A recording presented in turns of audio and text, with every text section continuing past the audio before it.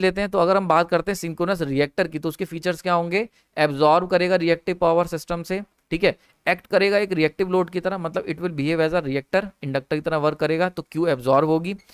Work करेगा lagging power factor पे, मैंने बताया था अभी पीछे हमने फेजर डायग्राम से भी देखा कि ये जो करंट है ये कैसी होगी? लैगिंग होगी नेचर में, कंपेयर टू द वीटी की बात हो रही, वीटी के कंपैरिजन में 90 डिग्री लैग करेगी।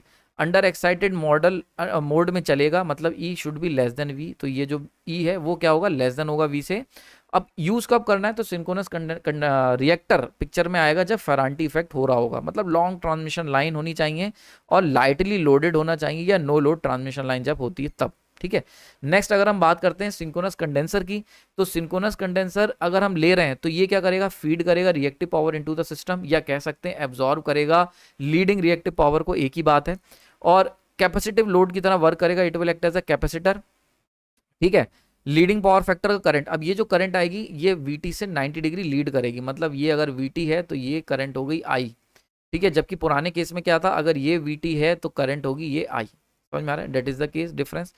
तो वीटी से 90 डिग्री लीड करेगी लीडिंग पावर फैक्टर पे, ओवर एक्साइटेड मोड में चलेगी। ओवर एक्साइटेड मोड मतलब ये जो वोल्टेज है ये इसका मैग्नीट्यूड ज़्यादा होगा वीटी से, है ना। और यूज टू काउंटर, कब यूज करेंगे? वोल्टेज ड्रिप की प्रॉब्लम को दूर करने के लिए, या वोल्टेज कोलैप्स की जो प्रॉब्लम होती है, वोल्टेज कोलैप्स, तो हमेशा ही होता है ये, तो ये समझ लो मैक्सिमम टाइम हम लोग इसका इस्तेमाल कर लेंगे। एक और एडवांटेज है सिंक्रोनस कंडेंसर का, पैसे देखो, सिंक्रोनस कंडेंसर ना एक्टिव कंपनसेशन डिवाइसेस में आता है। देखो दो तरह कंपनसेशन डिवाइस होती है, पावर सिस्टम पढ़ाया था, एक होती है एक्टिव और एक होती है पैसिव। पैसिव का मतलब क्या हुआ कि भाई मार्केट से तुम कैपेसिटर खरीद के लाए, मान के चलते हैं जैसे पंखे में लगाते हो 2.5 माइक्रोफैरड का, तो इसका कैपेसिटेंस फिक्स है, कोई चेंज नहीं कर सकता। तो ये जितनी अमाउंट की रिएक्टिव पावर भेजेगा वो लगभग लगभग कैपेसिटेंस के ऊपर जो डिपेंडेंसी है वो कांस्टेंट हो जाती है, इसका कैपेसिटेंस फिक्स है। लेकिन अगर हम बात करते हैं सिंक्रोनस कंडेंसर की, तो इसका जो कैपेसिटेंस है, ये कितना बड़ा कैपेसिटर होगा, ये हम कंट्रोल कर सकते हैं by controlling the DC excitation, ठीक है। तो मतलब क्या हुआ कि सिंक्रोनस कंडेंसर का कंडेंसर पना या कैपेसिटेंस पना जो है वो हम कंट्रोल कर सकते हैं by using the DC excitation, या कितना ये इंडक्टिव होगा इसको हम कंट्रोल कर सकते हैं बाय डीसी एक्साइटेशन।